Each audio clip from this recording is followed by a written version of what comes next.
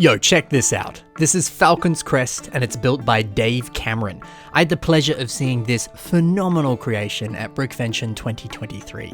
Now this huge castle was built over multiple years and it is just a sight to behold. So in this video, let's discuss what makes this creation so fantastic. Let's break down some of the clever tricks and techniques that are used all throughout this, and also just appreciate the beauty of this incredible creation. Let's go. Now the sheer size alone of this MOC is breathtaking. Seeing a full medieval village resting near this towering castle, it's kind of like a dream come true. I mean, isn't this the kind of stuff that you dream to be able to play with when you were a kid? I adore how many different little scenes there are going on in every single corner of this MOC. It's packed full of details, stories, and just all sorts of great stuff. Now when we look at the castle specifically, we can see just a myriad of brilliant building techniques and other nice ornate details.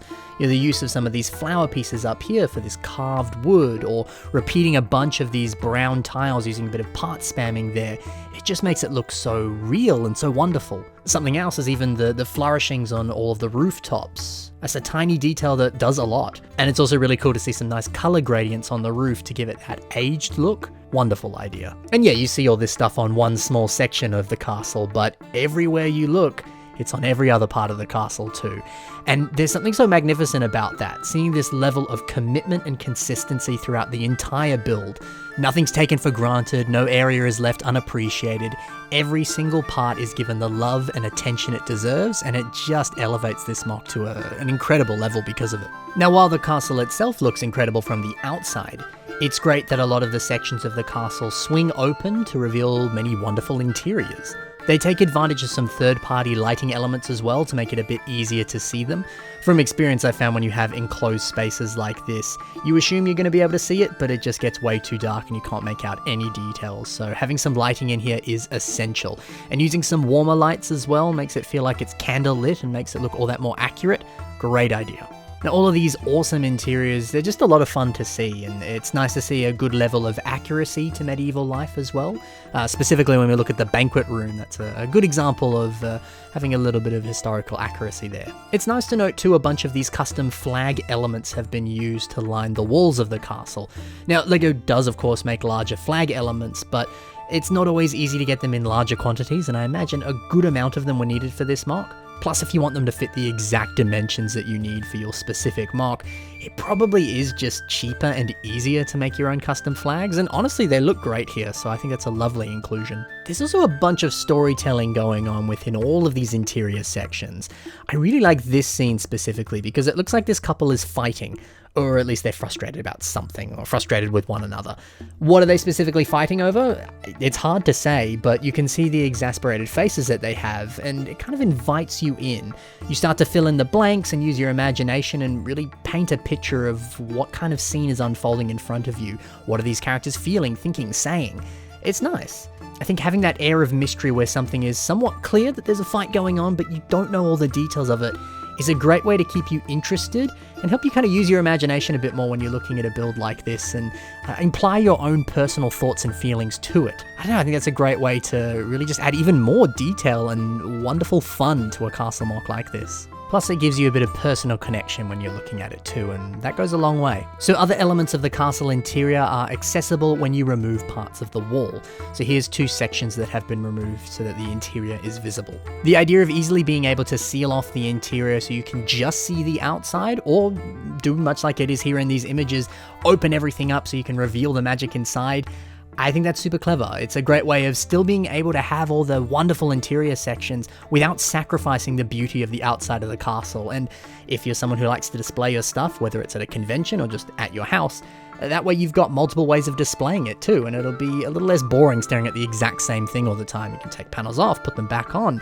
I think that's a great idea, and certainly something to consider for your own future MOCs as well. Something else that I really enjoy about this MOC is the way that the stonework has been done. It would have been very easy to just build up a plain, ordinary wall of purely grey bricks, or nothing but masonry bricks, and yeah, that would have been okay, but it would have been a little boring. When you look at brickwork of real castles in the real world, the bricks aren't always the same size or shape. The spacing between the bricks isn't always consistent, and the colours aren't even consistent either. And that can be for age or just because they use different materials, whatever. But I think a good common theme between a lot of different castle walls is that they have a very heavily textured surface. So it's really nice to see that reflected on this MOC. It's always a smart idea to reflect the real world as much as you can when you build, and I think this is a great example of that. Now, all that being said, this is a very parts-intensive design, but that's what makes this so much more impressive. The commitment to realistic designs and textures across such a huge space. We see mixes of tan, dark tan, light bluish grey, and sometimes even white bricks as well, alongside masonry bricks, studs, and a bunch of other pieces as well. It all just looks so good. Always a pleasure seeing some brilliant textured surfaces. It's also nice to see some pretty consistent windows being used all throughout this MOC. These types of windows are often a staple across many different castle sets, but you also see them a lot in Harry Potter castles too. Something that grabbed my interest was the use of some of these fence pieces. They have a fairly similar design and look to them, and these window elements allow you to build larger windows using the different stud connections on the bottom of these pieces.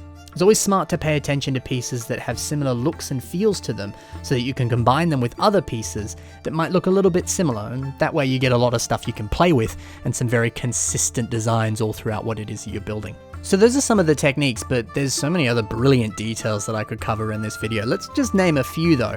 I enjoy seeing some of these prison cages scattered across the city. It's a little macabre, but it's still a very unique detail. And it's a really fun storytelling opportunity too, because you can place minifigures and skeletons and things inside and have them freaking out and all that. So it's a bit of fun.